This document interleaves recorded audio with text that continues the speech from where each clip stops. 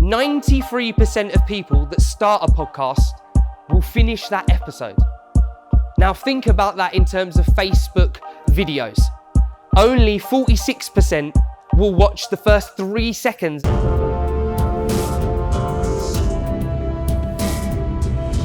Hello, everyone.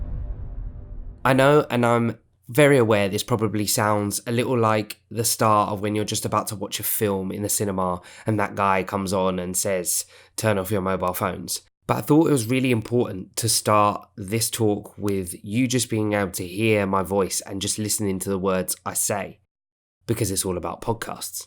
In this talk, I try to give you all the information you need to start your podcast. I try to get rid of all the excuses you might have. There are facts and figures, there are case studies, and there are free tools at the end of this talk. But of course, I've put all the links in the description below, including links to certain timestamps and a link to the presentation that features in this talk. And if you've got any questions and need any more help getting started, then please leave them in the comments below. And of course, I don't ask for anything upfront, so take a listen. If you enjoy it and you find it helpful, then of course, we'd love it if you could subscribe to the channel. Thank you very much. I hope you're all doing well. I'm going to start by asking you 2 questions. So if you can just raise your hands for me. The first question is, how many people here have listened to a podcast ever in their life? Nice and high, nice and high. Nice, good, that's a good start for me. And the second question is how many people have listened to the same series of podcasts, returned to the same series of podcasts before? Excellent. Okay, great. I played around with how I wanted to start the beginning of this talk. I haven't actually given a talk on podcasting before. It's my first one, so go easy on me. And I thought I'm going to dive straight in with why. So the why question, why podcast and why now? The first thing is how personal a podcast is and can be. We spend a lot of time listening to podcasts on our own, whether that be traveling in a car, commuting, whether that be at home on kind of on your speaker, whatever speaker you use. And also now, and increasingly, with headphones in. Headphones naturally create a more personal experience, a little bit more of an intimate experience with someone kind of talking directly into your ears. The second thing is productivity. We've all gone a bit productivity crazy, right? And podcast is one of these things that you can do while you're doing something else. While you're cooking your dinner, while you're riding your bike, going out for a walk, while you're working. So it frees up some of that time as well that you don't have to do it later on. Okay, so you can relax a little bit more later on because you felt like you've done a little bit more. You've maybe educated yourself or found a motivational podcast or whatever that might be, so that you can, when you're actually relaxing, you can chill out, stop and listen, use your imagination and just kind of listen along, which is really nice. So why now? Well, now is kind of a good transition point. Lots of brands and companies are kind of starting to pick up on the podcasting. It's starting to become bigger and bigger. I didn't listen to it myself, but apparently Pretty Little Thing, the brand Pretty Little Thing, released a podcast and it went straight to the top of the charts. So this is a nice time for you as personal brands, as small businesses, to get involved in podcasting and start to grow it now before kind of all the big players come. So you can start to get a head start. A lot of people think that podcasting is a lot further on than it actually really is, because in the last year, it's kind of gone a bit crazy. I'll come to that in a little bit. The second point is the transition between podcasting and social media, the two, go hand in hand. So your audience tends to, if they listen to your podcast, go and follow you on social media. And if they listen and watch your engagement on social media, they'll often go and listen to your podcast. That transition is really strong. And the last thing is why now is it's actually a better way of selling. It's a more organic approach to sales. You don't have to throw your product down their throat. You drop your values in, what you're about, who you are, as the podcast kind of progresses, either week on week or per episode. So it's a lot more natural approach to actually getting your services and products out there. Now that's just straight away off the bat. That's kind of how I wanted to start. And I haven't really introduced myself yet. So you're probably thinking, who's this guy? I was introduced. Yep, I went to school, I went to university, studied performing arts. I came out of there, somebody said to me I had to get a proper job. So I went and got a proper job, as foolish as it was. I then realized how foolish I'd been. So I then stepped away from that and founded my own thing, which is called Simply Create. And Simply Create is really based on my passion, which is to help businesses with creativity and innovation. And part of that, and a big part of that, is with social media and with social media content. When I set up Simply Create, I didn't expect to then, we're just under 2 years old now, have 2 podcasts. So the first one I started was based all around interviewing businesses based in Essex and London, just finding out why they got started, where they're at now, and where they're going in the future. And the second one is a lot more of a deep dive and behind the scenes of what Simply Create is about our key themes, which are to help inspire people, create and innovate. So that's why this was kind of all set up and why I'm really speaking now, because I have 2. But the other one that's quite interesting is I've just started a brand new podcast for a business and organization as an internal communication method, which I think is really interesting.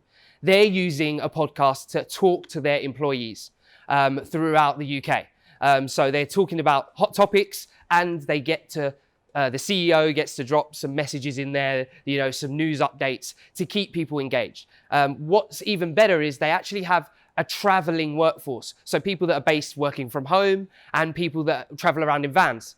So naturally they can listen to that podcast on the go and haven't got to use up more time to read a newsletter or find that email. So a really interesting use of a podcast there. Now, no one will believe anything I'm saying if I don't put any facts and stats and figures up. So I put some facts and stats up. But they are really, really key. And they bring across the points I want to make, I think, really powerfully. The first one in the top corner, probably can't read it, which is fine. There are now over 750,000 podcasts. Sounds like a lot, but there's 2 things that come into play there. One is when you consider YouTube has 22 million channels, podcast is just a drop in the ocean. It's not really got going. And then if you take in turn the next stat that I've got along, which is podcasts are up 50% in 2018. We haven't really even started. Another interesting one about podcasts, which comes back to the whole personal experience, is 93% of people that start a podcast will finish that episode. Now think about that in terms of Facebook videos. Only 46% will watch the first 3 seconds of a Facebook video. You've got massive hearing real estate, if you like, what people are hearing about you, your company, your story, your journey, if 93% of people are listening to a whole episode. Now, goes hand in hand with the up 50%, sale of smart speakers is up 50%. Is that a coincidence that smart speakers and audio are up at the same time? I don't think so. So just another hands up to make sure people are following me. I know that I go at 100 miles an hour. So how many people here have a smart speaker? And I'm pretty sure you're probably people that listen to podcasts as well. You might not yet listen to them on your smart speaker, but we're going to get there. In the future, the smart speaker is going to be built into cars, into technology. It will become more and more easy to do that. The BBC did something really interesting. It opened up podcasting to the over 55s. So across the UK, over 55s are very kind of tuned into what BBC are doing. They released BBC Sound, which is their podcast, and podcasts for the ages of 55 up were increased, along with obviously 50% of podcasting being produced and more listeners. So they opened up the audience. But that's not to forget that 18 to 34s, the highest listening platforms, are YouTube, Spotify, and Apple. Now, I think YouTube is really interesting, and I come to it a bit later on. But the fact that people are going to a video platform to listen is a really interesting thing for anybody doing social media. And we'll come to it when I give you a little bit on kind of podcast strategy for your social media. So there's some stats and numbers anyway. And if you don't believe me, or you want to go and Google some of your own to help reaffirm what I'm trying to get across, by all means, go do that. Now, as you can see, this is jam-packed with benefits. I actually was like, I don't know if I'm going to be able to make it through all of these, which is another reason why I'm going at 100 miles an hour. Okay, but I want to get across how strong podcasting is. As you can tell already, I'm a big fan. So low cost of entry. Pretty simple. If you have a mobile phone, although they're not exactly cheap, But if you have a smartphone and you have one app, which I'll come to in a little while, which is called Anchor, if you have or haven't heard of it, you can basically start podcasting. And it will put it out on every popular platform, and you can schedule it, and you can use their in-house tools, music. You can do everything on it. So low cost of entry. If you're thinking you need a big budget to start your podcast, you don't. It builds your network. Depending on the type of podcast that you want, it actually can, you going out and getting people for your podcast to interview naturally grows your network. Who's listening to it as well as who you're having on it. It doesn't require a lot of resource. And what I mean by resource is people. You can do it by yourself. You can do it by yourself in your house, at home. And another one that relates to that somewhere in here is that you can work it around your own schedule. If you work in the morning, you can do it in the evening. If you're up late at night, you can do it then. It kind of fits wherever you need it because you don't need a lot to be able to do it. Again, it's much more personal experience. We've touched on that. Confidence is less of an issue. I actually, as much as I'm talking about podcasts, I actually specialize in video. Jack of all trades, master of none. The confidence, I always speak to people about being on video and they're always a bit hesitant. It's a little bit more of a catalyst of an entry into doing video, but people are a little bit more confident in, if my face is not going to be on it and I'm just speaking, I'm happier to do that. So it's easier to get people engaged in your podcast, especially if you're part of a business. As the one that I'm doing as an internal communications, I didn't really have to do much. I just had to say, I want to ask you a few questions and record your answers and say, you won't be on video. And they were like, okay, I'll do it. Return on investment. I've actually got a good story about return on investment, but I'm going to come back to that probably at the end. So I'm just going to skip through that one. No niche is too small. If you really like talking about orange socks, talk about orange socks. There'll be someone else out there who has a passion for socks. You don't have to make it wide, and people that are searching will find, however niche you want to go, they will find you and they will listen because you're actually sharing a passion across and with the world, basically, whatever that is that interests you. You're speaking to people about that niche. Builds brand awareness. I think that's kind of pretty obvious throughout. But what's also really interesting is that you haven't got to make your podcast the same as your business. You can go completely the other way and talk about something that's not related, but find a way to build in your messages into what you're talking about. And there'll naturally be organic mentions of what you do and your story. A reason to initiate positive and enhancing collaborations kind of comes to building your network. You want to find a particular type of person to help you. You go looking for them, you invite them on your podcast, you start that relationship, and off you go. Your podcast topic doesn't have to be related. And lastly, really, is fun. It's fun to have conversations with people that are also passionate about what you're passionate about. So how? I didn't want to leave here without trying to help you with how to do this. And there's the app, which is called Anchor. Again, hands up, anybody who's heard of Anchor, the app? Good, nice number of people. It does everything you need it to do, so you don't have to go anywhere else. You can get free music, free sound effects. You can send it out onto every single platform. You can record someone via mobile phone conversation. So they can ring you, you can ring that mobile phone, record that mobile conversation and have it as a podcast. So you don't need elaborate mics, a massive setup. And you can monetize your podcast through the app when you obviously start to grow. So they've built in a very similar thing to kind of influencers and YouTube monetizing if you've got a big audience.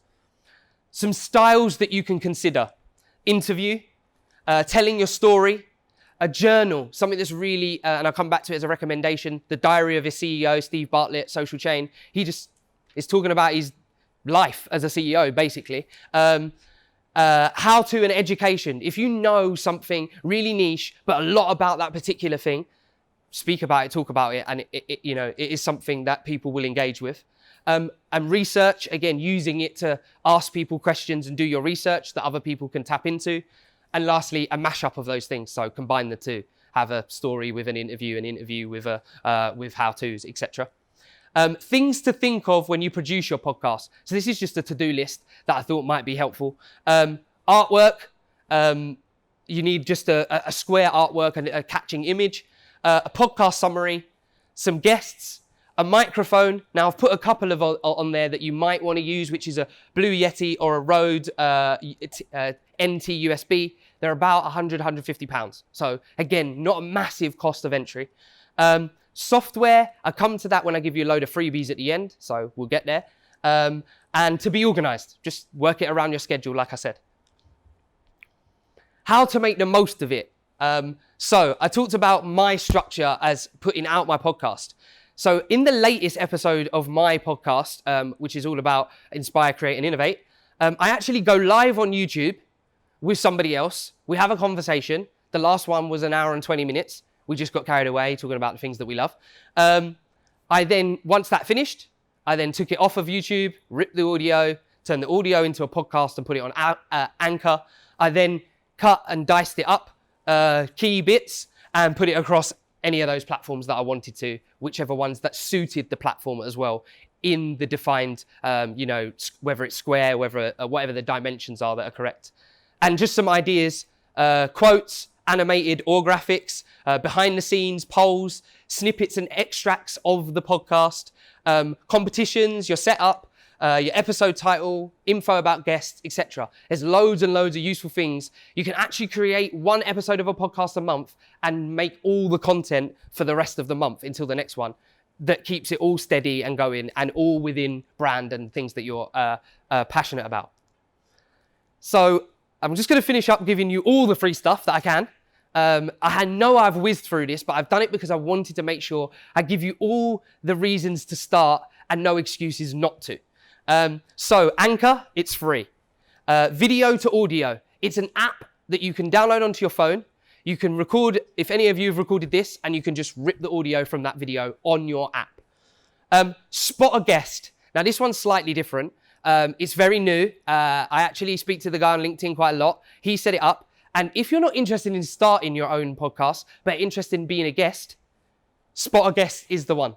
You sign up to that, sends a weekly email out to all of the podcasts that he has on his system that are looking for guests. So sign up to that if you're interested. I've already written to a few people to be on their podcast as well as looking for podcasts as well.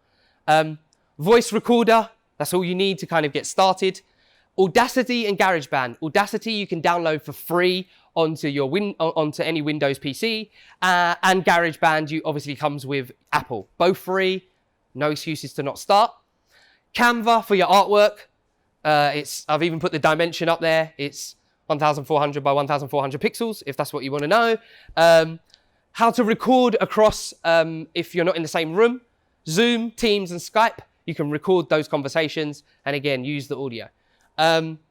Free sound, if you're looking for free music or sound effects to go in your podcast. That again is a free website. Audio library on YouTube is all free music that you can use, that anybody can use commercially.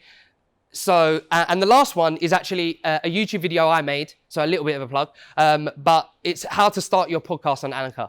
I've made that video already. People can use it, and it takes you step by step before you even get to Anchor, the things that you need to do, basically using your shopping list here. There's some recommendations of some podcasts that I listen to. My two, which are the Simply Create for Business and Simply Create the Scrapbook, which is all kind of ideas and thoughts about creativity and innovation. I'll tell you the story of how I got started on the podcast. So, as we're all probably aware, when you're going to start anything really, you get to the point where you just don't know. You're really unsure. There's a bit of fear in there. There's a bit like, I don't know where to start. I don't know what I'm doing. And that was very much like me. I'd listened to podcasts for years and years and years, but I hadn't got a clue where to start. No one really gave that kind of help, and all I had to do was obviously Google, and I could find out some of the answers. But I was still a bit unsure about what I wanted, how I wanted it. But I kind of took the leap, and I started this process that I was really unsure about. And I got that. I really wanted it to be good. And I released the first episode, and it had about 2 people listen to it. Definitely one was my mum, classic joke, but it actually was my mum. She gave me some really great feedback, how amazing it was, but I just don't think she knew what a podcast really was, so she was just a bit new to that. Did the second one, it was all right. It's still 2-3 people listened to it. And then I did the third one, which was with a local tea shop based in Hornchurch, which is out in Essex, which is one of the podcasts. And it was a great, really good podcast. Really enjoyed it. I really enjoyed all of them. And what actually happened was I got a call 2 days later after the podcast went out. And a gentleman called me and he was like, I need some help. I need some help with my social media. I haven't got a clue. I don't know what I'm doing. I just about have Facebook. I was like, okay. That person now has been my longest customer for over a year. So the return on the investment is paying for itself already with a podcast that I didn't even think about money. I just thought about, I wanted to have conversations with people in my area that had businesses. So you just don't ever know. So if you've got an idea or just got something you're passionate and want to talk about, start getting your podcast out there.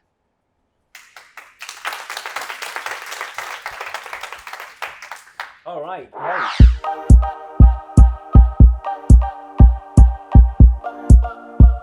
The first thing is it will get better. So the other thing is that you learn as you do learn as you go.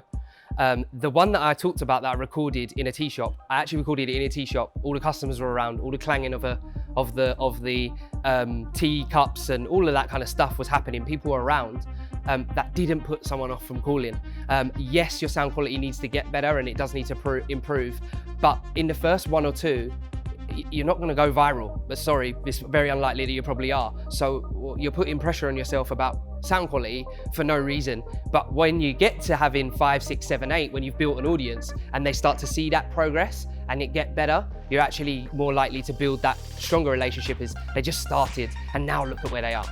So just jump in.